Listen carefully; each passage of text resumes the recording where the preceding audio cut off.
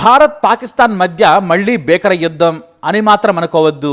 కేవలం పాకిస్తాన్ తోక జాడించింది, భారత్ వెంటనే తిప్పికొట్టింది. అది కూడా కేవలం 4 గంటల్లోనే. పాకిస్తాన్ ఇండియాలోని 15 నగరాల్లో దాడులు చేయడానికి సిద్ధమైంది. ఇక భారత్ పాక్లోని 9 ముఖ్య నగరాలపై దాడి చేసింది. పాకిస్తాన్ 50కి పైగా డ్రోన్లను భారత్కు పంపించింది. ప్రధానంగా జమ్మూ కాశ్మీర్, రాజస్థాన్, పంజాబ్ సరిహద్దుల్లో కాల్పులు జరుపుతూ ఉంది. ఆ రాష్ట్రాల్లోని నగరాల్లో డ్రోన్లతో దాడులకు దిగింది. అయితే ప్రతి డ్రోన్ ని కూల్చేసింది ఆర్మీ. పాక్ దాడులన్నీ ముఖ్యంగా జమ్మూ, పంజాబ్, రాజస్థాన్లోనే జరుగుతున్నాయి. ఇప్పటి వరకు చేసిన ప్రతి దాడిని భారత్ అడ్డుకుంది. ఒక్క దాడిలో కూడా పాక్ సక్సెస్ కాలేదు. ఇండియాలోని మిగతా నగరాల్లో హై అలర్ట్ చేసింది. చాలా విమాన సర్వీసులు రద్దయ్యాయి. ఇక మన దేశ పౌరులు మొత్తంగా 13 మంది చనిపోయారు. దానికి బదులుగా భారత్ లాహోర్లో బాంబు పేలుళ్లు జరిపి పాకిస్తాన్కి గట్టి వార్నింగ్ ఇచ్చింది. మరి ఎగిరెగిరి పడ్డ పాకిస్తాన్కి 4 గంటల్లోనే భారత్ ఎలా సమాధానం చెప్పింది? అసలు మన దగ్గర ఉన్న రక్షణ కవచం ఏంటి అనేది చూద్దాం. ఇప్పుడు దేశ రక్షణలో కీలకంగా మారాయి S-400 సిస్టమ్. పాకిస్తాన్ ప్రయోగించిన 100 మిసైళ్లను గాల్లోనే పేల్చేసింది ఈ వ్యవస్థ. మన దేశ కీలక సైనిక స్థావరాలపై గురిపెట్టింది పాకిస్తాన్. కానీ ఒక్కటంటే ఒక్కటి కూడా నేలకు చేరలేదు. మన ప్రజలు భద్రంగా ఉన్నారంటే కారణం ఈ S-400. ఈ విషయంలో మనం రష్యాకు థ్యాంక్స్ చెప్పాల్సిందే. ఎందుకంటే అనుకున్న సమయానికి అధునాతన సాంకేతిక పరిజ్ఞానం ఉన్న వాటిని అందించింది. వాటి గొప్పతనం ఏంటనేది ఇప్పుడు మనం ప్రాక్టికల్గా చూస్తున్నాం. దీని దెబ్బకు ఉక్రెయిన్లో America most advanced jet fighter F-35 కూడా పీచేముడ్డంది. ఎందుకంటే వాటిని అమెరికా ఇచ్చింది. కానీ ఒక్కదాన్ని కోల్చగానే వాటిని వెనక్కి తీసుకుంది అమెరికా. ఎందుకంటే పరువు పోతుంది కాబట్టి. అమెరికా నుంచి వీటిని ఎవరూ కొనరని, పైగా F-16లను తెగ అమ్ముతోంది యుఎస్. కానీ 35లను కొనాలంటే ప్రపంచం భయపడిపోతుంది. ఒక్కసారిగా వెళ్ళి వెనక్కి రావాలంటే 10 లక్షలు ఖర్చు అవుతుందట. కాబట్టి వీటిని మెయింటైన్ చేయలేమని భారత్ వెనక్కి తగ్గింది. అమెరికా అధ్యక్షుడు రోజు వీటిని అమ్ముతామని చెబుతున్నాడు. కానీ మాకొద్దని భారత్ తిరస్కరించింది. ఎంతో తక్కువ ధర, తక్కువ మెయింటెనెన్స్, పైగా F-35కు తీసిపోని రాఫెల్ యుద్ధ విమానాలనే కొంటోంది భారత్. ఫ్రాన్స్ కూడా మనకు సహకరిస్తోంది. యుఎస్నే భయపెట్టిన S-400 పాకిస్తాన్ తుక్కు చేసింది. ఆ దేశ రాడార్లను మించి ఈ యాంటీ మిసైల్ వ్యవస్థ పాకిస్తాన్ ప్రయోగించిన అన్నింటినీ గాల్లోనే పేల్చేసింది. అంతేకాదు దీని సత్తా తెలియని పిచ్చి పాకిస్తాన్ సైన్యం J-17, J-10 చైనా యుద్ధ విమానాలు వేసుకొని మన వైపుకు వచ్చేస్తున్నాయి. అంతే, వాటిని కూడా కూల్చేసింది. మొత్తం 3 ఫైటర్ జెట్స్ను కోల్పోయింది.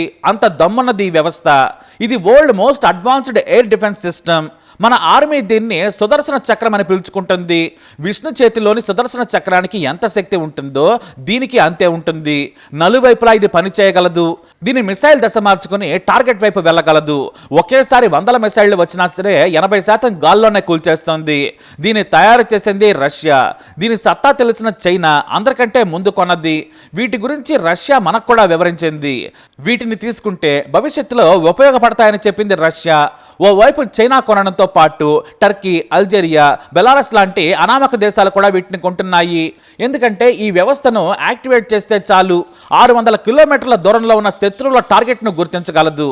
అతి దగ్గరగా 36 కిలోమీటర్ల రేడియస్లో ఒకేసారి 120 మిసైళ్లను అడ్డుకోగల సత్తా దీనికి ఉంది. దీంతో ముందు మన ప్రభుత్వం S-200కు ఆర్డర్ పెట్టింది. కానీ మోస్ట్ అడ్వాన్స్డ్ S-400ను డెలివరీ చేసింది రష్యా. మనకు ఆ దేశానికి ఉన్న స్నేహానికి ఇది చిహ్నం. ఎందుకంటే తాము కొత్త వర్షన్ తయారు చేశాం, 2 ఏళ్ళు ఆగితే మరింత గొప్ప డిఫెన్స్ సిస్టమ్ ఇస్తామంటే సరేనంది మన సర్కారు. దీంతో 35,000 కోట్లను చెల్లించిన భారత్ 2019లో రష్యాతో అగ్రిమెంట్ చేసుకుంది. మొత్తం 5 స్క్వాడ్రాన్లలో 2018లో 3 చేరాయి. మిగతా 2 వచ్చే ఏడాది డెలివరీ చేయనుంది రష్యా. మరి అసలేంటి S-400? ఇది ఎలా పనిచేస్తుంది అనేది చూద్దాం. దీని దూరం మాక్సిమం 600 కిలోమీటర్లు, మినిమం 400 కిలోమీటర్లు.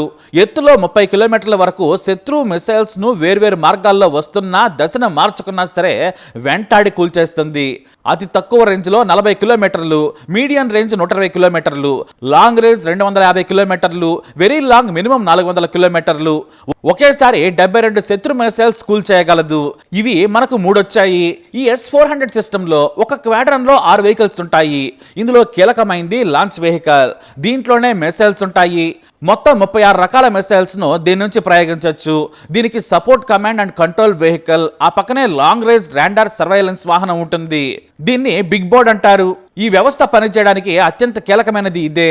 దీనికి సపోర్ట్ గా అక్విజిషన్ అండ్ మేనేజ్మెంట్ రాడార్ వాహనం ఉంటుంది. దీన్నే టూమ్ స్టోన్ అంటారు. వీటికి సపోర్ట్ గా all altitude acquisition radar, mobile mass system వాహనాలు ఉంటాయి. ఇదంతా కలిస్తేనే ఒక S-400 వ్యవస్థ. లాంచ్ వెహికల్స్ లో 4 ట్యూబ్స్ ఉంటాయి. 4గింట్లో 4 రకాల మిసైల్స్ ఉంచుతారు.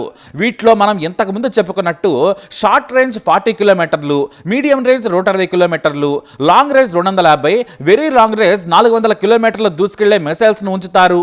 అయితే ఈ లాంచింగ్ మిసైల్స్ కు దారి చూపేది బిగ్ బార్డ్ రాడార్.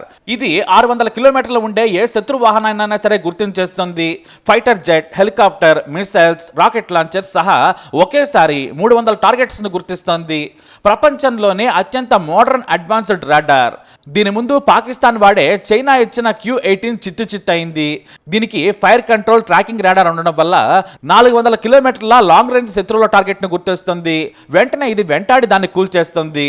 40 VM6 అనే రాడార్ లో ఫ్లయింగ్ శత్రు మిసైల్స్ ను గుర్తిస్తుంది. మిసైల్ ప్రయోగిస్తే తక్కువ ఎత్తులో వచ్చే వాటిని కూల్చేస్తుంది. దీన్ని ఎక్కువగా జెట్ ఫైటర్స్, హెలికాప్టర్స్ ను కూల్చేందుకు వాడతారు. దీనివల్ల మరో ఉపయోగం కూడా ఉంది. దీన్ని ప్రత్యేకంగా మనకు అవసరమైన దగ్గరకు రాడార్ లా తీసుకెళ్లేలా వాడుకోవచ్చు.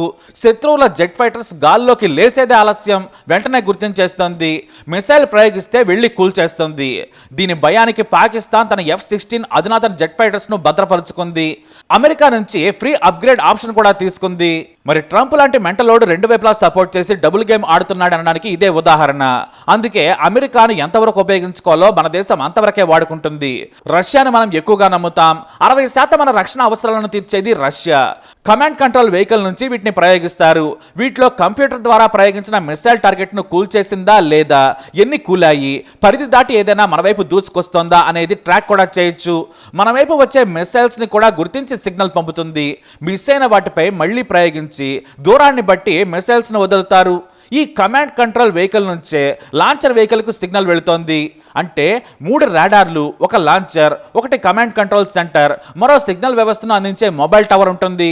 ఈ రాడార్లు ఇచ్చే సందేశాలకు అనుగుణంగా కంట్రోల్ వెహికల్ నుంచి లాంచింగ్ వెహికల్ ద్వారా 4 వేరువేరు దూరాలకు అనుగుణంగా ప్రయోగిస్తారు. అలా మన వైపు వచ్చే వాటిని ఇవి పాకిస్తాన్ గగనతలంలోనే కూల్చేశాయి. ఒకటి జమ్మూలో, రెండవది పంజాబ్ ప్రాంతంలో, మూడవది చైనా వైపు ఒరిస్సాలో ఉంచింది ఆర్మీ. అయితే ఇది ఒకేసారి 4 వైపులా ఎటు నుంచి వచ్చినా కవర్ చేస్తుంది. చుట్టూ 36 కిలోమీటర్ల రేడియస్ లో యాక్టివ్ గా ఉంటుంది. మనకు ఓ వైపు నుంచి వస్తాయి కాబట్టి పాక్ ప్రయోగించిన ప్రతి మిసైల్ డ్రోన్లను కూడా కూల్చేసింది. అంతేకాదు ఈ రాడార్ వ్యవస్థతోనే పాకిస్తాన్ పనికిమాలిన రాడార్లను న్యూట్రలైజ్ చేసింది. ఆ టెక్నిక్ ఏంటనేది ప్రపంచానికి కూడా తెలియదు. లాహోర్, రావల్పిండిలో ఉన్న అధునాతన డిఫెన్స్ రాడార్ వ్యవస్థలు పనిచేయకుండా పోయాయి. ఇప్పుడు మన దేశంలో ఒక్క పాక్ మిసైల్ కూడా పడలేదంటే దానికి కారణం ఈ S-400 సిస్టమ్. వాస్తవానికి కేవలం 35,000 కోట్లతో 5 మాత్రమే కొన్నారు. కానీ 2 లక్షల కోట్లు పోయినా కూడా వీటిని విరివిగా కొనాల్సిందేనని భారత్కు తెలిసొచ్చింది. ఎందుకంటే మనల్ని కాపాడటమే కాదు, శత్రువును నిర్వీర్యం చేస్తుంది. వాస్తవానికి రాఫెల్ యుద్ధ విమానాలను మన దేశం వాడనే లేదు. వాడకుండానే ఆపరేషన్ సింధూర్ చేపట్టింది. కేవలం సుఖోయ్ 30తో గైడెడ్ మిసైల్స్ ను, సూసైడల్ డ్రోన్స్ ను మాత్రమే ప్రయోగించి ఆపరేషన్ చేసింది. కానీ పాకిస్తాన్ పనిపట్టింది మాత్రం ఈ వ్యవస్థే.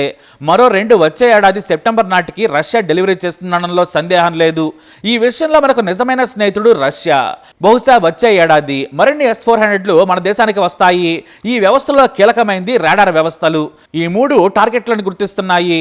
వాటి నుంచి ల్యాండ్ ప్యాడ్ మిసైల్స్ వెళ్లి వాటిని ఢీకొడుతున్నాయి. ఇలాంటి వ్యవస్థ ఏ దేశం దగ్గర లేదు. ఇలాంటిదే ఐరన్ డోమ్ ను ఇజ్రాయెల్ రెడీ చేసుకుంది. పాలస్తీనా పేల్చిన వేల మిసైల్స్ ను గాల్లోనే పేల్చేసి దేశాన్ని కాపాడుకుంది. భవిష్యత్తులో ఇవే కీలకం కాబోతున్నాయి. సరైన సమయంలో ఉపయోగపడ్డ S-400లు మన సత్తాను మరింత ప్రదర్శించేలా చేశాయి. పాకిస్తాన్ని తుక్కు చేశాయి. జై హింద్.